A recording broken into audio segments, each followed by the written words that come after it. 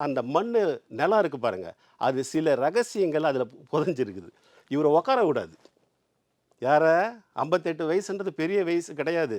சாதிக்கணும்னா 100 வயசு வரைக்கும் சாதிக்கலாம். அந்த வந்தாரு பாத்துங்க நண்பர்கள்ல, "நீ எல்லாமே பண்ணிட்ட, வீடு கட்டிட்ட, இது இப்படியே உட்காந்துற போறியா? உனக்கு எவ்வளோ திறமை?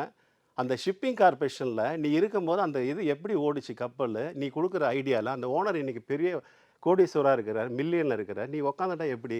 நான் வந்து அங்க இருந்தேன். நீ பார்த்து என்னை வேலை சேர்த்து விட்ட. நான் இன்னைக்கு நல்லா இருக்கேன். தயவு செய்து இங்க இருக்காத. எனக்கு எனக்கு வா, என் கம்பெனிக்கு வா.